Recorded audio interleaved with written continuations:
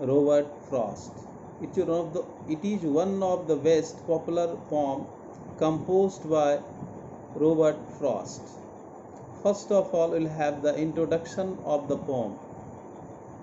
Fire and Ice poem composed by Robert Frost expresses the profound idea that the world would end in either of two ways, either by ice or by fire.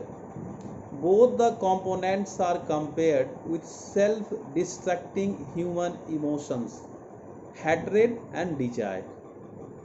The poem very artistically underpins the philosophy that we let our emotions rule us, and if we don't control them, they will surely destroy everything around us. Similarly, he thinks fire and ice both are just as competent in bringing the world to a catastrophic end. So, this poem is about the ending of the earth, that how it will end. We are going to learn this one.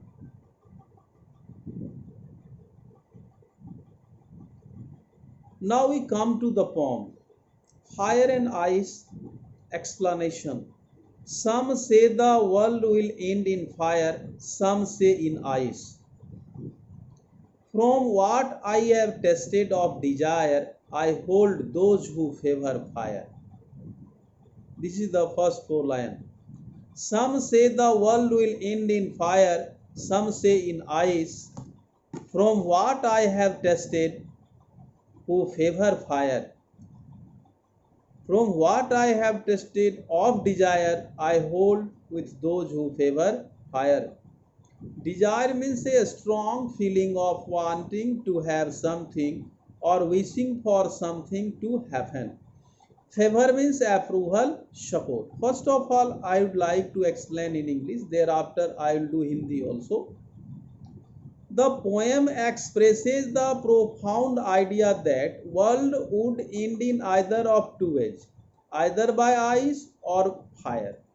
One group is of the opinion that someday the earth's core will get so heated up that it would lead to fire, destroying the earth's surface.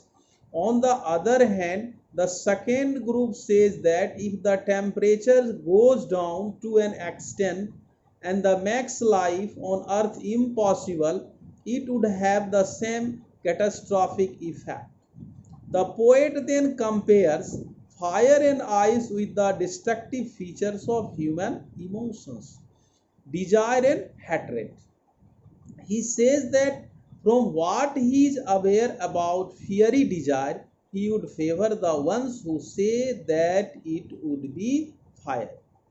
By saying so, he brings about the idea that human beings let their emotions rule them, and the consequence of unmonitored longing is chaos.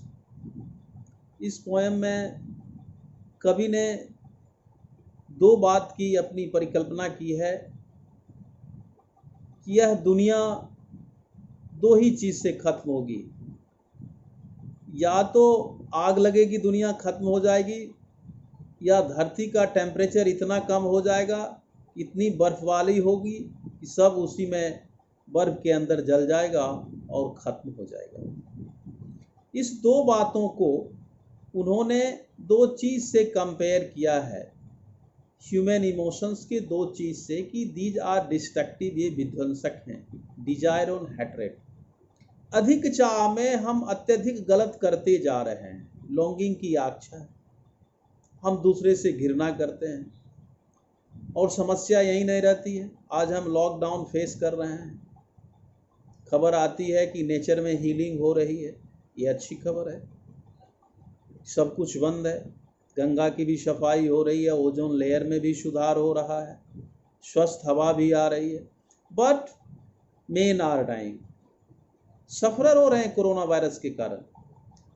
God knows what will be the reasons of the distractions, but here the poet has expressed his views. ये दुनिया दो कारणों से खत्म हो जाएगी। एक है आग लगने से, अत्यधिक टेम्परेचर बढ़ेगा, आग लग जाएगी, सब जल के मर जाएगा, या इतनी बर्बादी होगी, टेम्परेचर इतना कम हो जाएगा कि सब उसी के अंदर खत्म हो जाएगा।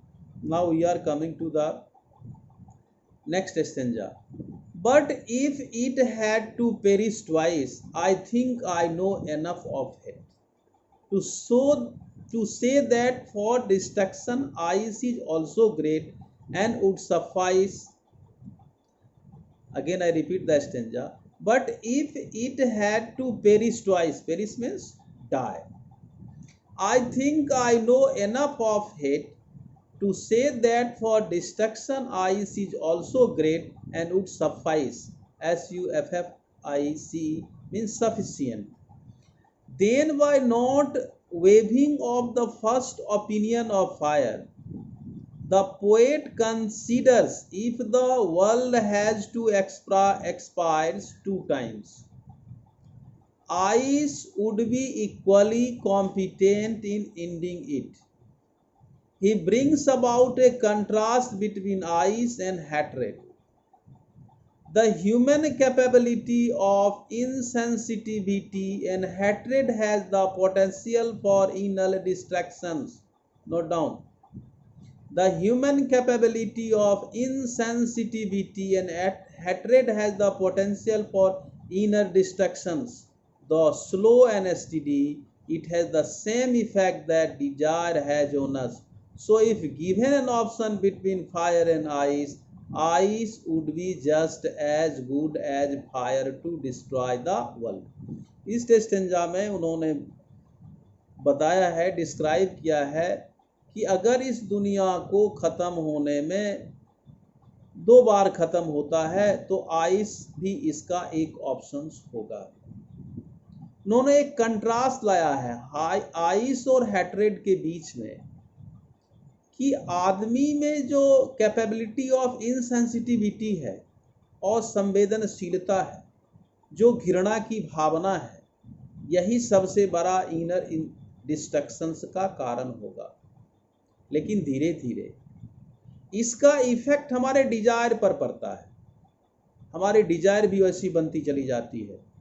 सो if given an option between fire and ice, ice would be just as good as fire to destroy the world. यह उनकी परिकल्पना है कि दुनिया कैसे खत्म होगी।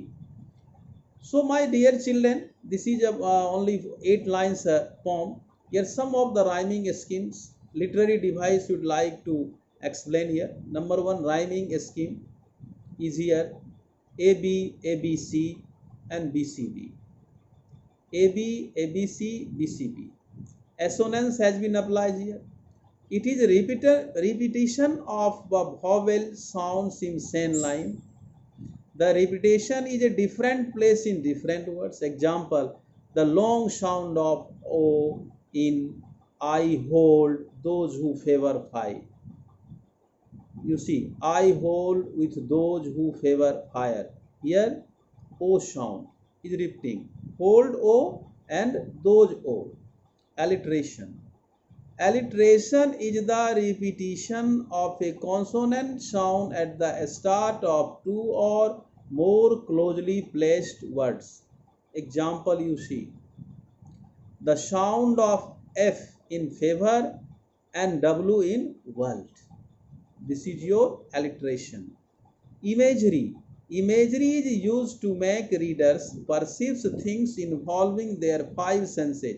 Example, some say the world will end in fire. This is the imagery. To say that for destruction ice is also great. This is imagery. Now anaphora has been also applied here. What is anaphora? The repetition of a word or expression at the start of 2 or more consecutive lines. Example, you see, some say is repeated at the start of lines first and second. Some say. This is your so-called anaphora. Personification. Number 6. Personification has been applied also in this poem. Personification is to give human qualities to inanimate objects. In this poem, fire and ice are capable of destructions. Thus, the poet personifies fire and ice by giving them mind and power to destroy anything. Number 7. Enjambment. It is defined as the thought or clue that does not come to an end at line. Break. Rather, it moves over to the next line. Example. From what I have tasted or desired, I hold with those who favor fire. Now, I'd like to tell you the summary. Thereafter, we'll have the question answer session also. Robert Frost's poem Fire and Ice is a strong symbolic poem where fire is used as the emotion of desire and ice that of hatred. He has used the idea of two groups who have their own possible explanations for the end of the world. One is of the opinion that fire alone can destroy each and every possibility of life on earth, while the other thinks that if ice as a result of extreme low temperature could cover the earth's surface, it would lead to the end of the world. Both the components are compared with the self-destructing human emotions, desire and hatred.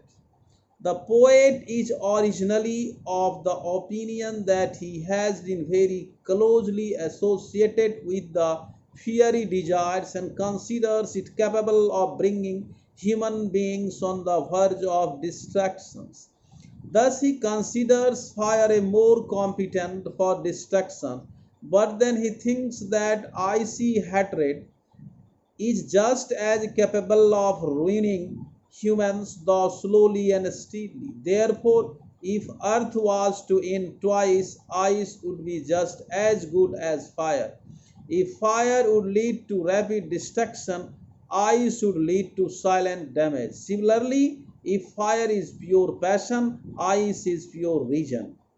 Thus, the poem very artistically underpins the philosophy that we let our emotions rule us, and if don't control them, they will surely bring us all upon verge of chaos. Now, question answer sessions of the Fire and Ice by Robert Frost. First question is here. There are many ideas about how the world will end.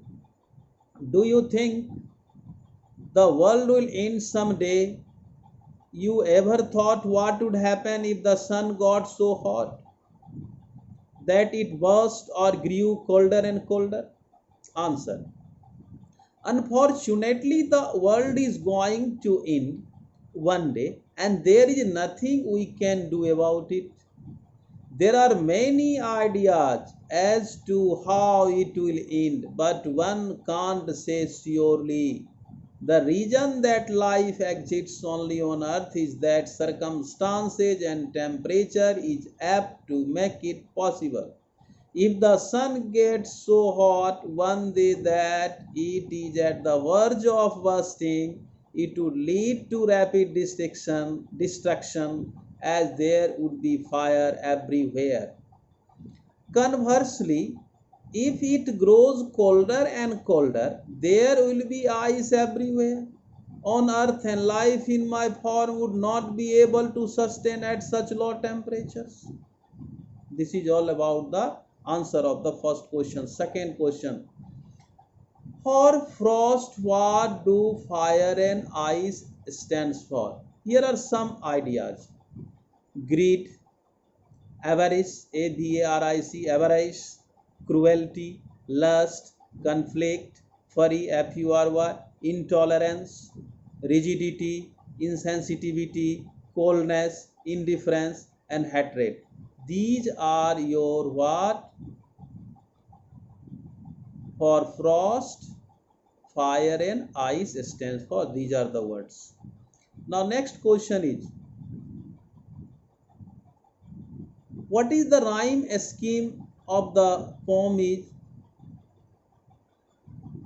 How does it help in bringing out the contrasting ideas in the poem? Rhyme scheme of the poem is A B, ABC, BCP. The poet has used the rhyming beautifully to bring about contrasting ideas in the poem.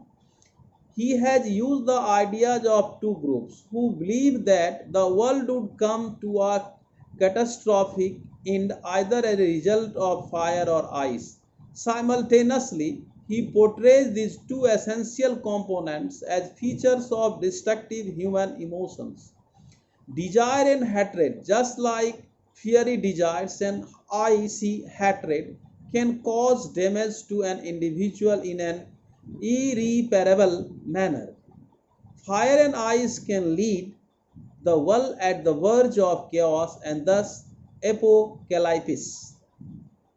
This is all about the question answer of the ice and fire. That's all. Thank you. Have a nice day.